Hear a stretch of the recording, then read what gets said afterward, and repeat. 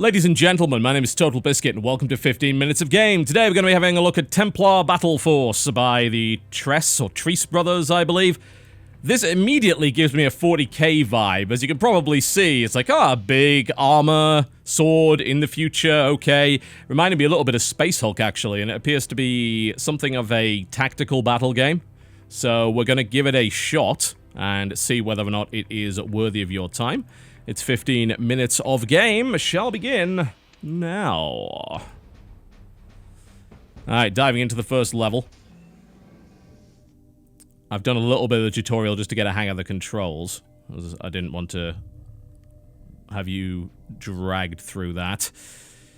Now, this is immediately giving me Space Hulk vibes, as you might imagine. I am a warrior in the future. There are Xeno. And we are trying to survive, so we shall do that. Okay. Can we shoot at it? I would love to. Yes? You're gonna let me shoot it? That would be cool. Again, to deselect. Alright. Yes. Let me shoot the bug thing! Come on! Alright then. Let's go. Can I shoot him from here? Not sure if I actually have the range for that. What is the range on this thing? It's that. Okay, so I need to move first then. Let's move there, and we're now in cover, and now we should be able to shoot the thing. There we go. Double-click on it to shoot it, and that's dead. Great. Okay. So it is... Yeah, I mean, it's a little Space Hulk in terms of theme, I suppose.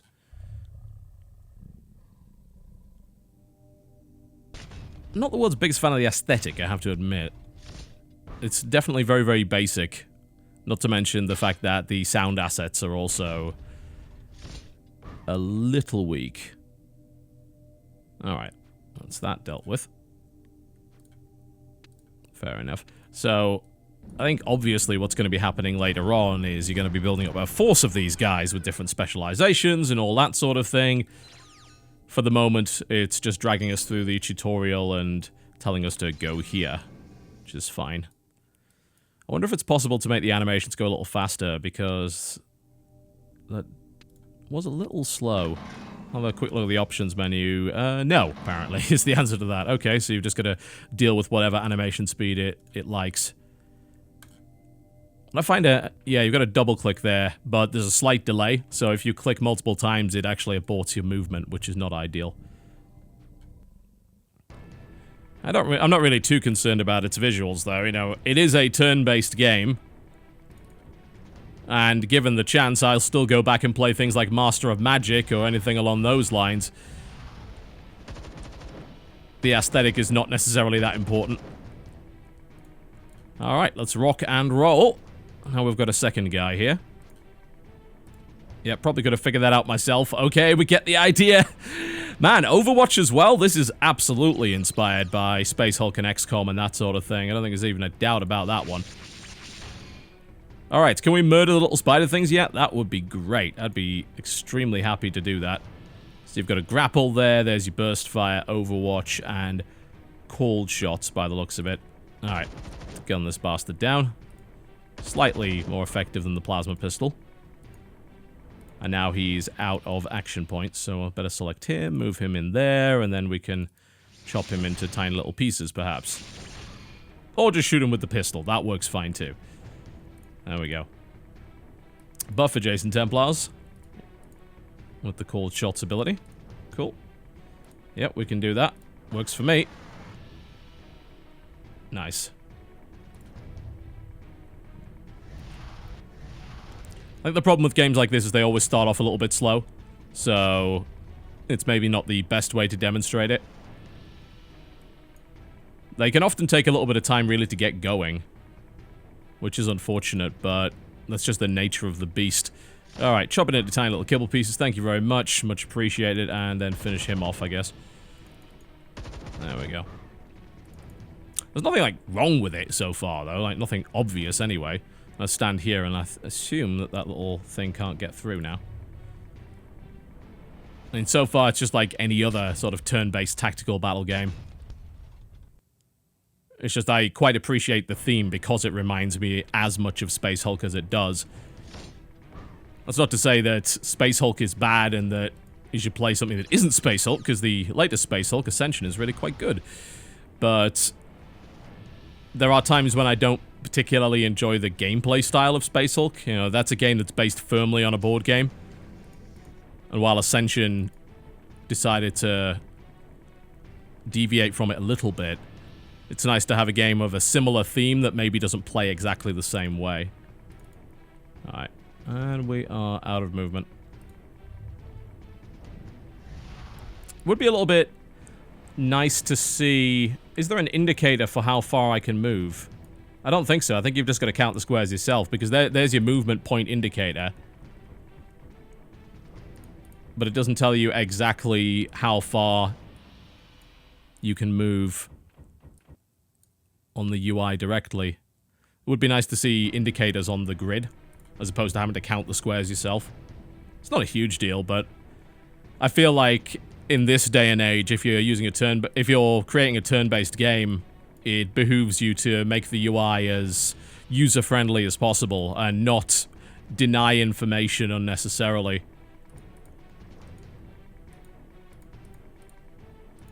Alright, yep. Exposition, and tutorial. I guess we can just keep running, can't we?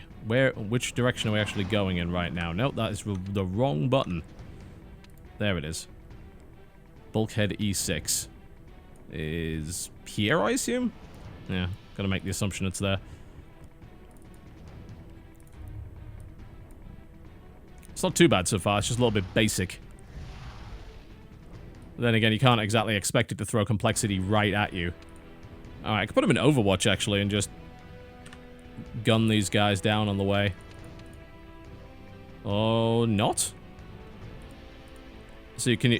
Ah, right, okay, so it covers a block, I see. So anything that runs through there should hopefully get gunned down in a big way. Ah! Oh, look, it is a Space Marine Terminator. I mean, Templar. The game wears its inspiration on its sleeve. I'll give it credit for that. He seems pretty good. Hard to complain. So I wonder if there's any kind of progression in this. It does mention that it has some RPG elements, so I have to wonder if your guys level up in the process. That would probably be pretty interesting. Yep. I get the idea. Alright, so get to the objective.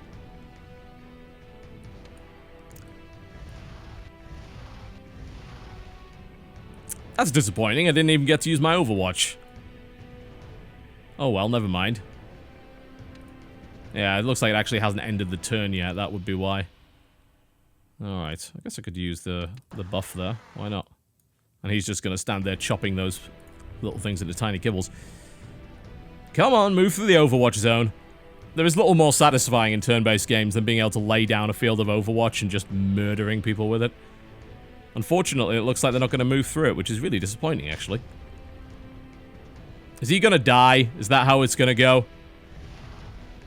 It's a bit weird that he's not... He's supposed to be able to counter-attack, right? He's in the Overwatch. I mean, I guess it must be because I'm around a corner. I can't hit him or something along those lines. Alright. Reach the command center and close the bulkhead, which, by the looks of it, is that. Alright, then. Let's move forward and gun these down. Would also be nice to have maybe a little bit of a valid target indicator. I assume line of sight is an issue in this game. So it would be good to see that. The range indicator's fine, the sort of circular one. It's a little odd though, isn't it? I mean, it's clearly a grid-based game. I'm not really sure why you'd have a range indicator that was a circle. That doesn't really make a lot of sense. I wonder if that's just an aesthetic choice.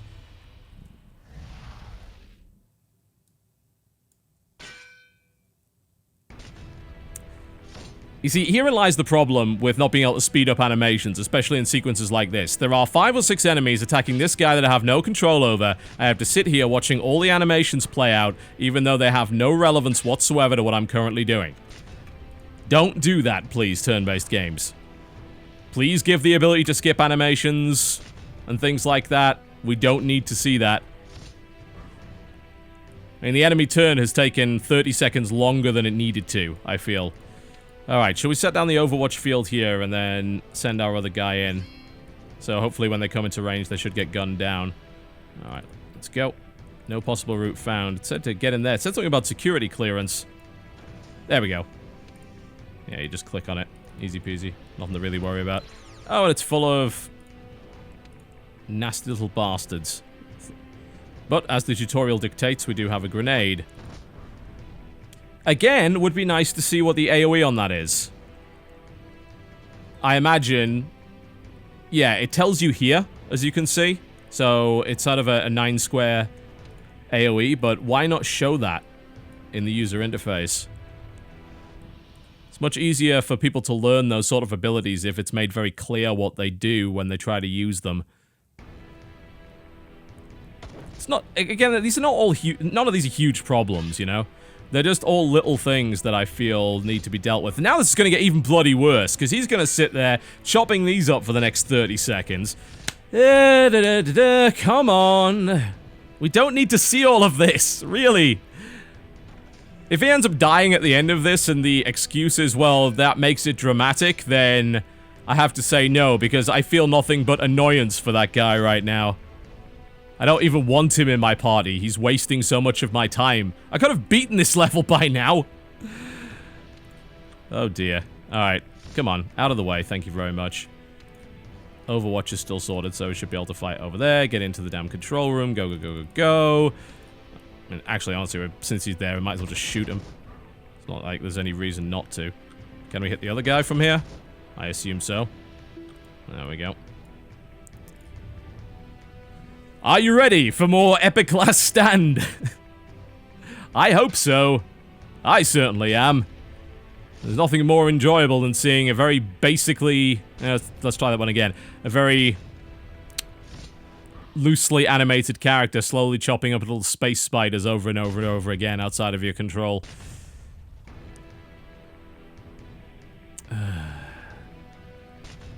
Yes, we get the idea. I'm a broken record at this point. But honestly, like, so far, I'd be willing to play more of this, but sequences like this really test my patience. And the tutorial level's obviously dragging on a little bit long, so it can show you exactly how to play the game. But I think if you've ever played a turn-based game of any description, you probably understand the basic principles involved. It's action point and movement point based. What else is there to say about it? You move, you use abilities, then the enemy moves. So far, so standard. Nothing really particularly unusual. Are we finally done on this level? It looks like we may very well be. What I want to see is if there is any progression afterwards. Hopefully. Some sort of customization screen or anything along those lines. Looks like you get experience, new gear, and level ups. Alright, there we go. Okay, now we're talking. That's what I like to see. Alright, so we have Requisition and Veterans and the ability to deploy. You return to HQ, you'll manage your Veteran Templars and army build. Cool, this is what I like to see. I mean, I like a lot of games like this. Tactical battle games where you level up your heroes and you get new abilities and equipment and all that sort of thing. Yep. We get it. Get the idea. Come on. Mush, mush. So you get to upgrade stats and... yeah, you can get talents as well. Cool. I mean, there's nothing really unusual about this. Oh, there is actually a skip all button up there, thankfully. It better not throw me at the second mission before it lets me customize. Oh, good, it hasn't. Right. Okay, so let's have a look at Requisition then. Let's see what's going on with that. So, basic command unlocks soldiers for recruitment. So you need these RP points for that. And these are the different classes. Hydra, Neptune, Paladin, Berserk, Soldier. A lot of stuff here. So you need Requisition points, of which we currently have none. But we can play around a little bit with this leveling up system. So let's have a look at that. So this is our melee guy. And this is what all of the stuff does. accuracy. Alright, fair enough. Do I get tooltips? Yes, I do. Those are large tooltips, good lord. Look at all of that. That's a huge amount of information. Okay, let's make him a bit tankier, I suppose. And skills-wise, probably warrior, I guess. So this is all dice-based, but it's all under the hood. Consult the library on different uses of skills and so forth. Okay, cool. So we've upgraded him. And equipment. Let's see what he's got. I do like the visual design of the soldiers. Admittedly, it reminds me of old Space Crusade stuff and the older 40k. Not that 40k has a monopoly on power armor, but it should be reasonably obvious that there's some comparison to be had there. Alright, so you can customize what looks to be the armor suit, the blade, and your sidearm. You can equip a tactical system, so that's ranged accuracy and damage. Sure, why not? And an adept pilot kit, melee accuracy and parry. We probably only have one of these, don't we?